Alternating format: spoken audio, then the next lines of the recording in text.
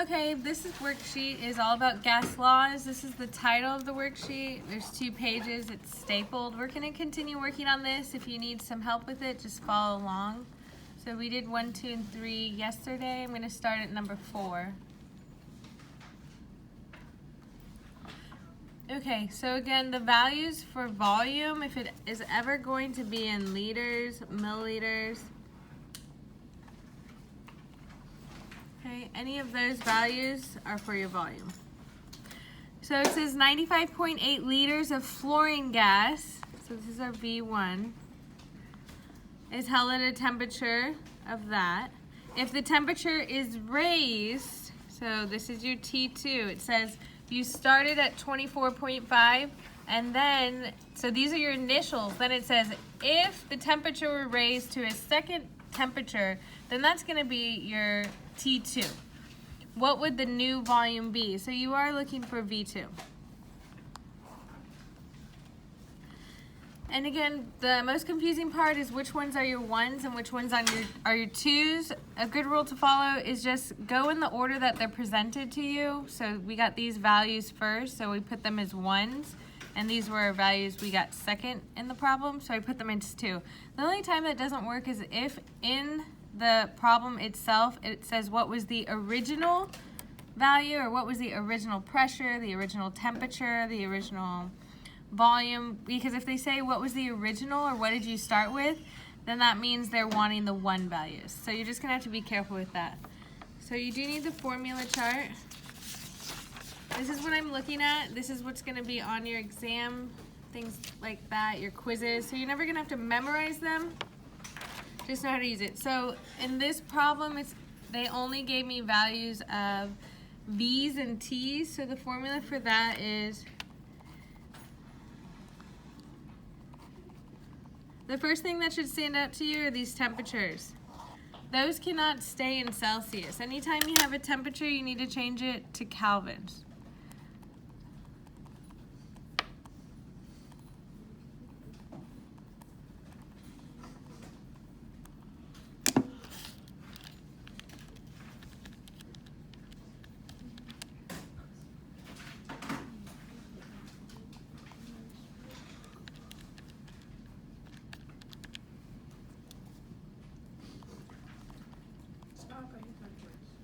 Okay, so again, if your temperature is in Celsius, change it to Kelvin. If it's already in Kelvin, leave it in Kelvin. To change it to Kelvin, you just add 273.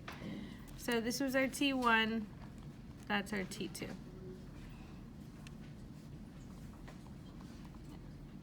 Anytime we do have the division or fraction looking formula, you're going to cross multiply.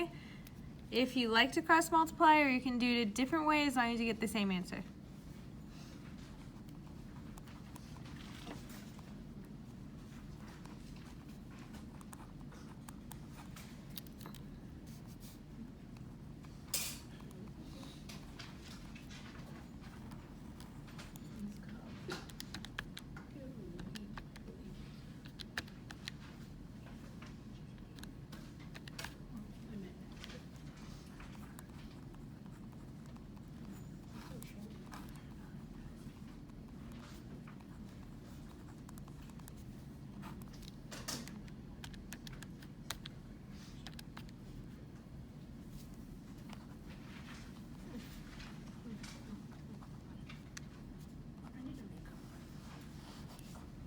So there's my value.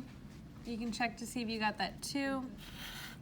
So V1 started out at 98, then V2 went to 103. So volume increased.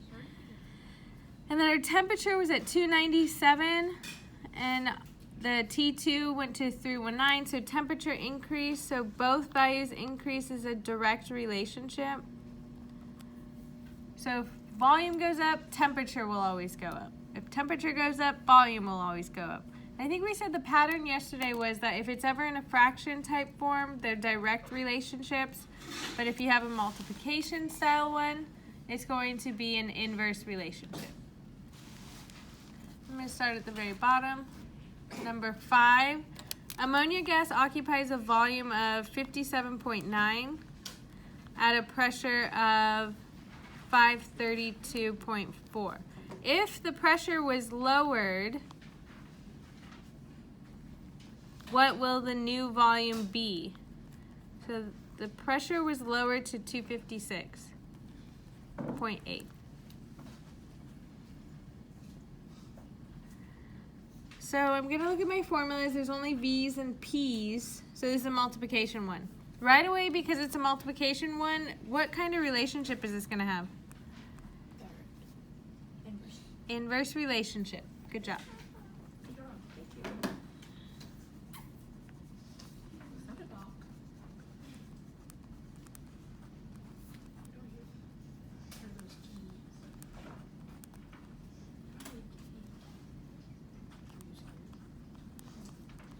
Are you left-handed?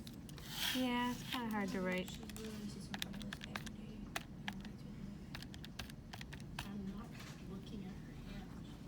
Just now we're not. Why do you care? Wait, is it true that when people who are left-handed like get into college for free? No, that's not true. Why would they only do that? People who are left-handed get to college for free? Yeah. That doesn't even make sense. Oh no, yeah, I heard that. And you can apply for like scholarships if you have like stuff that's like rare. Like you can apply for scholarships for like being a redhead or like having a lot Oh, of I know. freckles. Like if you're Indian, Yeah, like left. if you're Indian, Or like you can like apply for like scholarships. So my volume started at 57.9 and went to 120. So the volume went up. My pressure was at 532 and then it went to 256. So my pressure went down. When it's opposites, it's called an inverse relationship. Opposite as in one value goes up, the other goes down, sort of like a teeter-totter.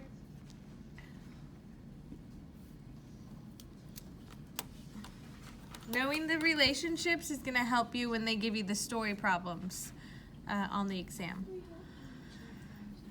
So again, if it's a multiplication style formula, those are inverse relationships. If it's the fraction formula, it's a direct relationship.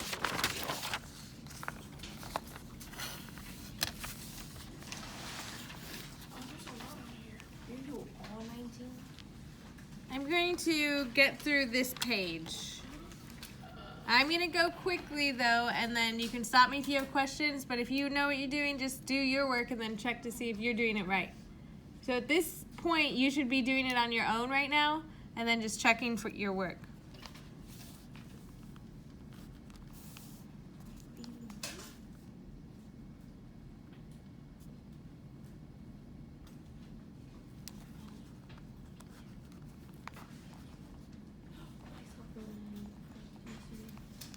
For the first time. Because I always saw like the picture.